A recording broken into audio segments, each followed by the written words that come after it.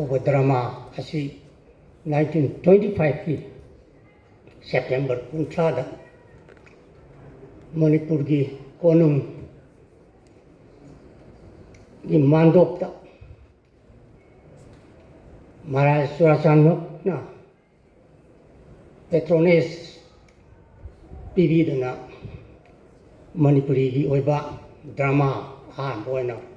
historical place ꯑꯣꯏꯕ ꯁꯤꯒꯤ ꯃꯃꯥꯡꯗ ꯗ꯭ꯔꯃꯥ ꯁꯥꯟꯅꯈ꯭ꯔꯦ ꯁꯥꯟꯅꯈ꯭ꯔꯤꯕ ꯗ꯭ꯔꯃꯥꯁꯤꯡ ꯑꯗꯨ ꯃꯌꯥꯝ ꯄꯨꯝꯅꯃꯛꯅ ꯈꯪꯕꯤꯔꯦ ꯕꯪꯂꯥꯗꯒꯤ ꯇꯦꯛꯁ ꯀꯌꯥ ꯑꯃ ꯃꯅꯤꯄꯨꯔꯤ ꯂꯣꯟꯗ ꯏꯊꯣꯛꯄ ꯍꯟꯗꯣꯛꯄ ꯂꯧꯊꯣꯛꯄꯅꯆꯤꯡꯕ ꯇꯧꯔꯦ ꯍꯥꯏꯔꯒ ꯕꯪꯒꯥꯂꯤꯁꯤꯡꯒꯤ ꯃꯇꯧ ꯇꯝꯗꯅ ꯚꯥꯔꯠꯀꯤ ꯇꯧꯔꯤꯕ ꯗ꯭ꯔꯃꯥꯒꯤ ꯃꯑꯣꯡ ꯑꯁꯤꯗ ꯆꯠꯊꯔꯛꯄ ꯑꯣꯏꯈꯤ ꯑꯗꯨꯕꯨ ꯅꯔꯁꯤꯡꯍ ꯍꯥꯏꯕ ꯗ꯭ꯔꯃꯥ ꯑꯁꯦ ꯂꯥꯏꯔꯦꯝꯕꯝ ꯏꯕꯨꯡꯉꯣꯅ ꯏꯔꯛꯄꯁꯤꯗꯒꯤꯗꯤ ꯃꯅꯤꯄꯨꯔꯤꯒꯤ ꯑꯣꯏꯕ ꯂꯝꯗꯝꯁꯤꯒꯤ ꯏꯇꯤꯍꯥꯁꯇ ꯂꯝꯗꯝꯁꯤꯒꯤ ꯋꯥꯔꯤꯗ ꯑꯩꯈꯣꯏꯒꯤ ꯑꯀꯜ ꯑꯊꯧꯁꯤꯡꯒꯤ ꯃꯈꯣꯏꯒꯤ ꯄꯦꯇ꯭ꯔꯤꯌꯣꯇꯤꯛ ꯑꯣꯏꯕ ꯐꯔꯕꯔ ꯃꯗꯨ ꯄꯨꯝꯅꯃꯛ ꯑꯁꯤ ꯗ꯭ꯔꯃꯥꯁꯤꯗ ꯊꯤꯌꯦꯇꯔꯗ ꯍꯥꯞꯆꯤꯜꯂꯦꯔꯒ ꯌꯦꯡꯉꯤꯕ ꯄꯨꯝꯅꯃꯛꯇꯁꯨ ꯅꯔꯁꯤꯡꯍꯒꯤ ꯑꯉꯛꯄ ꯄꯦꯇ꯭ꯔꯤꯌꯣꯇꯤꯖꯝ ꯒꯝꯚꯤꯔ ꯁꯤꯡꯍꯒꯤ ꯑꯉꯛꯄ ꯊꯧꯅꯥ ꯂꯤꯡꯖꯦꯜ ꯄꯦꯇ꯭ꯔꯤꯌꯣꯇꯤꯖꯝ ꯄꯨꯝꯅꯃꯛ ꯑꯗꯣ ꯐꯝꯄꯥꯛꯇ ꯃꯌꯥꯝ ꯄꯨꯝꯅꯃꯛꯇ ꯅꯨꯡꯉꯥꯏꯍꯟꯈꯤꯕ ꯃꯔꯩꯕꯥꯛꯅꯤꯡꯕꯒꯤ ꯅꯦꯁꯅꯦꯂꯤꯖꯝꯒꯤ ꯋꯥꯈꯜ ꯑꯁꯤ ꯐꯥꯎꯍꯟꯈꯤꯕ ꯑꯗꯨꯒꯨꯝꯕ ꯗ꯭ꯔꯃꯥ ꯑꯃꯅꯤ ꯍꯥꯏꯗꯅ ꯉꯁꯤ ꯃꯁꯤꯗ ꯄꯨꯊꯣꯔꯛꯄꯗꯒꯤ ꯍꯧꯔꯒ ꯃꯅꯤꯄꯨꯔꯤ ꯗ꯭ꯔꯃꯥꯒꯤ ꯆꯍꯤ 100 ꯁꯨꯕꯅꯤ ꯍꯥꯏꯗꯅ ꯄꯥꯡꯊꯣꯛꯏꯕꯅꯤ ꯃꯁꯤꯗ ꯑꯩꯅ ꯏꯖꯈꯤꯕꯁꯤ ꯂꯥꯏꯔꯦꯝꯕꯝ ꯏꯕꯨꯡꯉꯣꯒꯤ ꯄꯨꯟꯁꯤ ꯑꯃꯁꯨꯡ ꯊꯤꯌꯦꯇꯔ ꯄꯨꯟꯁꯤ ꯑꯃꯁꯨꯡ ꯃꯍꯥꯛꯀꯤ ꯊꯕꯛ ꯍꯥꯏꯕꯅꯤ ꯂꯥꯏꯔꯦꯝꯕꯝ ꯏꯕꯨꯡꯉꯣꯁꯤ ꯉꯁꯥꯏ ꯗ꯭ꯔꯃꯥꯁꯤꯒꯤ ꯃꯇꯥꯡꯗ ꯑꯩꯅ ꯁꯨꯃꯥꯏꯅ ꯑꯣꯊꯣꯔꯤꯇꯤꯁꯤ ꯑꯩꯅ ꯑꯏꯕꯗꯨꯗꯗꯤ ꯄꯤꯍꯧꯗꯗꯅ ꯑꯌꯦꯛꯄꯝ ꯄꯥꯕꯨꯡ ꯁ꯭ꯌꯥꯝꯁꯨꯟꯗꯔꯅ ꯏꯕ ꯃꯅꯤꯄꯨꯔꯤꯒꯤ ꯁꯨꯃꯥꯡ ꯂꯤꯂꯥ ꯃꯅꯤꯄꯨꯔꯒꯤ ꯁꯨꯃꯥꯡ ꯂꯤꯂꯥ ꯑꯃꯁꯨꯡ ꯊꯤꯌꯦꯇꯔꯗ ꯌꯥꯎꯕ ꯃꯗꯨꯗꯅ ꯀꯔꯝꯍꯥꯏꯅ ꯑꯃꯨꯛ ꯍꯥꯏꯔꯝꯒꯦ 1995ꯒꯤ ꯁꯦꯞꯇꯦꯝꯕꯔ 30ꯗ ꯇꯧꯏꯁꯤ ꯍꯥꯏꯗꯗꯅ 1995ꯒꯤ ꯑꯦꯄ꯭ꯔꯤꯜ 30ꯒꯤ ꯅꯨꯃꯤꯗꯥꯡꯗ ꯁ꯭ꯔꯤ ꯒꯣꯕꯤꯟꯗꯖꯤꯒꯤ ꯃꯥꯟꯗꯣꯞꯇ ꯁ꯭ꯇꯦꯖ ꯁꯦꯝꯃ ꯇꯧꯏꯅ ꯃꯗꯨ ꯏꯊꯣꯛꯈ꯭ꯔꯦ ꯑꯩꯁꯦ ꯍꯛꯆꯥꯡ ꯉꯝꯗꯗꯅ ꯃꯈꯥ ꯇꯥꯕꯁꯨ ꯀꯣꯟꯅꯗꯤ ꯍꯥꯏꯔꯛꯑꯦ ꯁꯤꯟꯕꯤꯔꯤꯕ ꯀꯥꯡꯕꯨꯁꯤꯡꯅ ꯑꯗꯨꯕꯨ ꯄꯥꯕꯨꯡ ꯑꯩꯅ ꯏꯀꯥꯏ ꯈꯨꯝꯅꯖꯔꯤꯕ ꯑꯁꯤꯁꯨ ꯊꯤꯌꯦꯇꯔꯒꯤ ꯃꯤꯁꯛ ꯑꯃ ꯑꯣꯏꯕꯅꯤꯅ ꯃꯗꯨ ꯄꯨꯔꯥ ꯂꯧꯊꯣꯛꯄꯗꯤ ꯂꯧꯊꯣꯛꯅꯤꯡꯗꯗꯅ ꯑꯃꯨꯛ ꯉꯁꯥꯏꯒꯤ ꯅꯔꯁꯤꯡꯍꯒꯤ ꯚꯨꯃꯤꯀꯥꯗ ꯄ꯭ꯂꯦꯔꯥꯏꯠ ꯃꯁꯥꯃꯛꯅ ꯍꯥꯏꯔꯝꯕꯗꯣ ꯃꯗꯨꯅ ꯑꯆꯨꯝꯕ ꯑꯣꯏꯕ ꯇꯥꯏ ꯍꯥꯏꯗꯅ ꯃꯗꯨ ꯃꯈꯥꯗ ꯑꯗꯨꯝ ꯍꯥꯞꯆꯔꯕꯅꯤ ꯃꯁꯤꯃ ꯂꯩꯔꯦ ꯑꯩꯗꯤ ꯗ꯭ꯔꯃꯥꯒꯤ ꯃꯔꯝꯗ ꯑꯈꯪ ꯑꯍꯩ ꯌꯥꯝ ꯂꯩ ꯃꯅꯤꯄꯨꯔꯗ ꯊꯤꯌꯦꯇꯔꯗ ꯌꯥꯝ ꯆꯪꯁꯤꯟꯖꯕ ꯃꯤ ꯅꯠꯇꯦ ꯑꯩꯕꯨ ꯗ꯭ꯔꯃꯥꯇꯤꯛ ꯂꯤꯇꯔꯦꯆꯔ ꯈꯔ ꯄꯥꯖꯩ ꯃꯅꯤꯄꯨꯔꯤꯒꯤ ꯁꯥꯍꯤꯇ꯭ꯌꯒꯤ ꯁꯤꯟꯐꯝꯗ ꯆꯪꯖꯔꯨꯔꯕꯅꯤꯅ ꯑꯗꯨꯒ ꯊꯤꯌꯦꯇꯔꯒꯤ ꯂꯝꯗ ꯑꯩꯗꯤ ꯀꯩꯁꯨ ꯈꯪꯖꯗꯦ ꯌꯥꯝ ꯂꯩꯈ꯭ꯔꯦ ꯁꯤꯗ ꯍꯣꯏ ꯗꯥꯛꯇꯔ ꯄ꯭ꯔꯦꯝꯆꯟꯗꯒꯨꯝꯕꯅ ꯉꯥꯡꯕ ꯑꯗꯨꯝ ꯇꯥꯕꯤꯌꯨ ꯑꯩꯅ ꯉꯁꯤ ꯃꯔꯨ ꯑꯣꯏꯅ ꯍꯥꯏꯖꯒꯗꯧꯔꯤꯕꯁꯤ ꯂꯥꯏꯔꯦꯝꯕꯝ ꯏꯕꯨꯡꯉꯣꯒꯤ ꯂꯥꯏꯐ ꯑꯦꯟ ꯋꯥꯔꯛꯁꯀꯤ ꯃꯇꯥꯡꯗ ꯑꯩꯅ ꯈꯔ ꯏꯖꯔꯦ ꯏꯖꯔꯤꯕꯁꯤ ꯑꯩꯅ ꯈꯪꯖꯕ ꯃꯁꯛ ꯈꯔꯅꯤ ꯑꯩ ꯄ꯭ꯂꯦꯔꯥꯏꯠ ꯑꯁꯦ ꯑꯩꯅ ꯎꯖꯍꯧꯕꯁꯨ ꯅꯠꯆꯗꯦ ꯑꯩꯈꯣꯏꯗꯤ ꯅꯍꯥꯅꯤꯅ ꯑꯩꯈꯣꯏꯅ ꯈꯪꯉꯛꯄ ꯃꯇꯝꯗꯗꯤ ꯂꯩꯈꯤꯗꯕꯅ ꯍꯥꯟꯈ꯭ꯔꯕꯅꯤ ꯚꯥꯞ ꯇꯥꯔꯛꯄ ꯃꯇꯝꯗꯗꯤ ꯑꯗꯨꯅ ꯑꯩꯅ ꯈꯔ ꯏꯖꯔꯤꯕ ꯈꯔ ꯈꯪꯖꯔꯤꯕ ꯑꯁꯤꯗꯤ ꯂꯥꯏꯔꯦꯝꯕꯝ ꯏꯕꯨꯡꯉꯣꯅ ꯏꯔꯝꯕ ꯃꯥꯒꯤ ꯄꯨꯟꯁꯤ ꯋꯥꯔꯤ ꯑꯣꯇꯣꯕꯥꯏꯑꯣꯒ꯭ꯔꯥꯐꯤ ꯑꯃ ꯂꯩ ꯃꯁꯤ ꯖꯤꯕꯣꯟ ꯆꯔꯤꯠ ꯀꯧꯏ ꯃꯁꯤꯗꯒꯤ ꯐꯅꯌꯥꯝꯅ ꯂꯥꯏꯔꯦꯝꯕꯝ ꯏꯕꯨꯡꯉꯣꯒꯤ ꯃꯔꯝꯗ ꯈꯪꯖꯩ ꯑꯗꯨꯗꯩ ꯃꯍꯥꯛꯀꯤ ꯅꯔꯁꯤꯡꯍ ꯄꯥꯖꯔꯦ ꯕ꯭ꯔꯕꯕꯥꯍꯟ ꯑꯗꯨꯗꯒꯤ ꯏꯟꯇ꯭ꯔꯣꯗꯛꯁꯟ ꯇꯨ ꯃꯅꯤꯄꯨꯔ ꯃꯁꯤꯃꯛꯁꯨ ꯄꯥꯏꯑꯣꯅꯤꯌꯔ ꯋꯥꯛ ꯑꯃꯅꯤ ꯏꯟꯇ꯭ꯔꯣꯗꯛꯁꯟ ꯇꯨ ꯃꯅꯤꯄꯨꯔꯁꯤ ꯏꯪꯂꯤꯁꯇ ꯏꯔꯤꯕꯅꯤ ꯃꯇꯝꯗꯨꯗ ꯏꯪꯂꯤꯁꯇ ꯏꯕꯤꯅꯕ ꯁꯤꯒꯨꯝꯕ ꯃꯤꯁꯛꯁꯨ ꯇꯥꯡꯏ ꯁꯥꯍꯤꯕꯁꯤꯡꯅ ꯏꯕ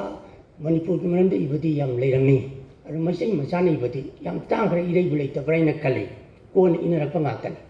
ꯁꯤꯁꯨ ꯄꯥꯏꯑꯣꯅꯤꯌꯔ ꯋꯥꯛꯅꯤ ꯑꯗꯨꯅ ꯑꯩꯅ ꯁꯤꯗ ꯍꯥꯏꯖꯅꯤꯡꯉꯤꯕꯗꯤ ꯑꯩꯈꯣꯏꯒꯤ ꯂꯥꯏꯔꯦꯝꯕꯝ ꯏꯕꯨꯡꯉꯣ ꯍꯥꯏꯕꯁꯦ ꯁꯛꯂꯣꯟ ꯌꯥꯝꯅ ꯌꯥꯝꯕ ꯃꯤꯁꯛ ꯑꯃꯅꯤ ꯃꯍꯥꯛꯁꯤ ꯌꯥꯝ ꯃꯜꯇꯤꯐꯦꯁꯦꯇꯦꯠ ꯑꯣꯏꯕ ꯍꯥꯏꯕ ꯇꯥꯏ ꯃꯍꯥꯛꯁꯤ ꯃꯇꯝꯗꯨꯒꯤ ꯍꯥꯏꯕ ꯇꯥꯔꯦ ꯂꯥꯟ ꯃꯃꯥꯡꯒꯤꯅꯤ ꯃꯔꯨ ꯑꯣꯏꯅꯗꯤ ꯂꯥꯟ ꯃꯇꯨꯡ ꯐꯥꯎꯕ ꯆꯠꯊꯔꯛꯄꯒꯤ ꯋꯥꯗꯅꯤ ꯁꯤꯗ ꯕꯦꯜ ꯒꯥꯏꯁꯦ ꯃꯁꯤ ꯂꯩꯔꯝꯕ ꯅꯠꯇꯦ ꯏꯍꯥꯟ ꯍꯥꯟꯅ ꯈ꯭ꯋꯥꯏꯗꯒꯤ ꯂꯥꯏꯔꯤꯛ ꯍꯩꯕ ꯃꯅꯤꯄꯨꯔ ꯃꯆꯥꯁꯤꯡꯒꯤ ꯃꯅꯨꯡꯗ ꯂꯥꯏꯔꯦꯝꯕꯝ ꯏꯕꯨꯡꯍꯣꯔ ꯗꯤꯖꯃꯅꯤ ꯗꯦꯕ ꯁꯔꯃ ꯈ꯭ꯋꯥꯏꯔꯥꯛꯄꯝ ꯆꯥꯎꯕ ꯍꯋꯥꯏꯕꯝ ꯅꯕꯗꯤꯞ ꯆꯟꯗ꯭ꯔ ꯑꯗꯨꯗꯒꯤ ꯑꯔꯥꯝꯕꯝ ꯗꯣꯔꯦꯟꯗ꯭ꯔꯖꯤꯠꯀ ꯍꯥꯏꯕ ꯁꯤ ꯑꯣꯏꯔꯤꯕꯅꯤ ꯑꯗ ꯂꯥꯏꯔꯦꯝꯕꯝ ꯏꯕꯨꯡꯍꯣꯔꯒꯤ ꯃꯥꯒꯤ ꯄꯨꯟꯁꯤ ꯋꯥꯔꯤꯒ ꯃꯅꯤꯄꯨꯔꯤ ꯁꯥꯍꯤꯇ꯭ꯌ ꯄꯔꯤꯁꯠꯀꯤ ꯄꯨꯟꯁꯤ ꯋꯥꯔꯤꯒ ꯑꯅꯤꯁꯦ ꯇꯠꯅ ꯊꯥꯅꯕ ꯌꯥꯗꯕ ꯑꯃꯁꯨ ꯂꯩ ꯂꯥꯏꯔꯦꯝꯕꯝ ꯏꯕꯨꯡꯍꯣꯔꯁꯤ ꯃꯅꯤꯄꯨꯔꯤ ꯁꯥꯍꯤꯇ꯭य ꯄꯔꯤꯁꯠꯀꯤ इहान हेक हानबा सभापति 1935 की जून कुनुंदयदा मणिपुरी साहित्य परिषद असी पोए मसी ख्वाई नामपाल की गर्ल हाई स्कूल अमदा मसी पांथोई है मसी दनी हिजम इराबोट होय करी होय तोरा चेलेरगा परफम चावगन सिंग चेलेरगा अखोगी हारिबा मणिपुरी साहित्य परिषद असी ओइरिबसी ममिंग असी थोनरिबसी जून कुलुमदोय लिसिंग चापन कुंथ्रा मादा मसी इयान हनबा सभापति सी लायरमम इबुंगोल ओय जनरल सेक्रेटरी ना हिजम हलना हिजम इराबोट ना ओइबनी अदुना मसी की थौरम मसे मसीदा हिजम इराबोट पुसो दम निंगसंबदा आई यामना चुमेने खली यामना मरी लेनागरबा पोट अमनी लायरमम इबुंगोल हाइबसी मणिपुर की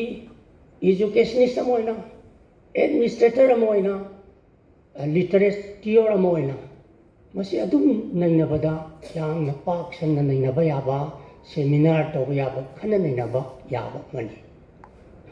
अतै पुनमक तोय लोइनबा तोक्चरगे लायरमम इबुंगोलना मणिपुरी साहित्य परिषद की सभापति ओइ मतमदा तौरम्बा थबकसे यामना मरुओइबा थबा अमा तौरमी मणिपुरी हाइबा असे वर्निकुलर ngasidia MA PhD अदु अदाइन लोइन तमे थेसिस क्या पुथोंगरे डॉक्टरेट क्या थोखरे मसे लायरमम इबुंगोलना मखोंग सुमंबदगी योखटपदगी ngasi gi thak asi yoribani he si ai haijani ngasi gi sabha si maramdi manipuri haiba subject ase 1931 da ai bhaudani tamamis ai da vernacular culture university recognize tabani 1924 da matriculation da vernacular moina manipuri vernacular oina recognition tabani adubu 1931 gi matung da manipuri singna yamna khawrangna 1948 फाउदे कोई ngaय recognition पीबीदे मसिदा यामना वाना होनजगिबा मिसक्ति आइना खर खंजरिबसी अतैदगी नते आई मणिपुरी साहित्य परिषद के हेक हौरपगी 1935 लिखलपगी resolution book हुजिक library फबदगी लेरिय मसे आया हौरपगी सी लोई पारे पोर्शंस अदर लाइब्रेरी बोल हैसे यामना मरु ओइखरबा मिसक अमनी लाइब्रेरी हैबे याम दबनिना मकोइना कलकत्ता चलगा सिदा मरुओइबा मिसक खरा ले डॉक्टर सुनीति कुमार चैटर्जी है नेशनल प्रोफेसर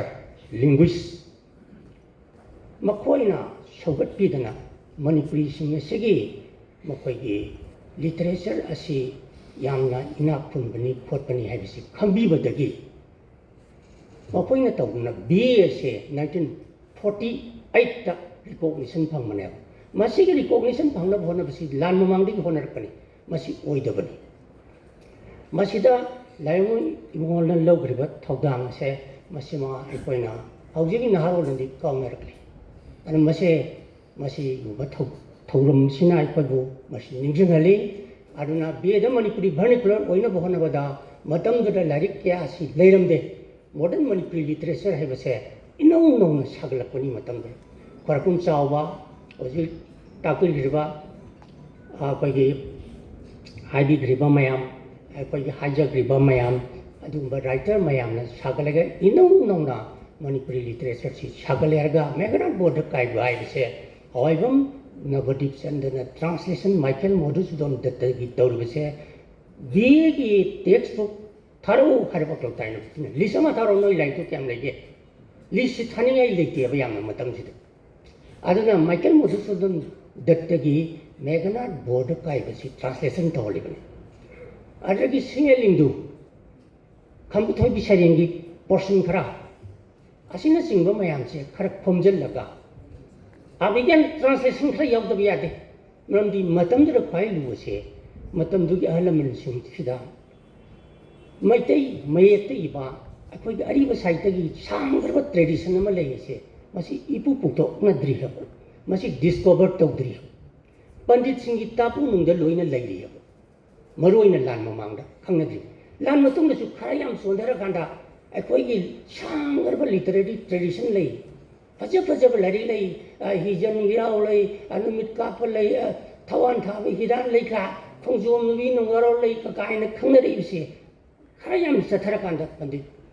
ꯈꯦꯜꯆꯟꯗ꯭ꯔꯒꯨꯝꯕ ꯄꯟꯗꯤꯠ ꯃꯣꯏꯔꯥꯡꯊꯦꯝ ꯆꯟꯗ꯭ꯔꯁꯤꯡꯒꯨꯝꯕ ꯂꯥꯛꯑꯀꯥꯟꯗ ꯈꯪꯅꯔꯝꯕꯅꯦꯕ ꯑꯗꯨꯅ ꯀꯜꯀꯇꯥ ꯌꯨꯅꯤꯚꯔꯁꯤꯇꯤꯗ ꯕꯤ.ꯑꯦꯒꯤ ꯂꯥꯏꯔꯤꯛ ꯇꯦꯛꯁꯕꯨꯛ ꯇꯝꯅꯕ ꯍꯣꯠꯅꯕ ꯃꯇꯝꯗ ꯑꯔꯤꯕ ꯁꯥꯍꯤꯇ꯭ꯌꯒꯤ ꯂꯥꯏꯔꯤꯛ ꯑꯃꯠꯇ ꯌꯥꯎꯈꯤꯗꯦ ꯃꯗꯨꯒꯤ ꯃꯍꯨꯠꯇ ꯑꯩꯈꯣꯏꯅ ꯇ꯭ꯔꯥꯟꯁꯂꯦꯁꯟꯁꯤ ꯇꯧꯗ ꯌꯥꯗꯕꯅꯤꯅ ꯑꯕꯤꯒ꯭ꯌꯥꯟ ꯁꯒꯨꯟꯇꯂꯝ ꯑꯁꯦ ꯃꯁꯤ ꯕꯁꯨꯗꯦꯕ ꯁꯔꯃ ꯐꯨꯔꯥꯏꯂꯛꯄꯝ ꯕꯁꯨꯗꯦꯕ ꯁꯔꯃꯅ ꯇꯧꯔꯦꯔꯒ ꯇꯧꯈꯤ ꯑꯁꯨꯃꯥꯏꯅ ꯇꯧꯗꯅ ꯕꯤ.ꯑꯦꯗ ꯃꯅꯤꯄꯨꯔꯤ ꯇꯝꯅꯅꯕ ꯍꯣꯠꯅꯕꯗ ꯑꯩꯈꯣꯏ ꯂꯧꯈ꯭ꯔꯤꯕ ꯉꯁꯤꯒꯤ ꯄ꯭ꯂꯦꯔꯥꯏꯠ ꯑꯁꯤꯒꯤ ꯃꯁꯤ ꯈꯨꯗꯣꯜꯁꯤ ꯌꯥꯝꯅ ꯆꯥꯎꯏ ꯁꯤꯃꯇꯪ ꯍꯥꯏꯖꯅꯤꯡꯉꯤ ꯃꯊꯪꯗ ꯃꯅꯤꯄꯨꯔꯤ ꯁꯥꯍꯤꯇ꯭ꯌꯁꯤ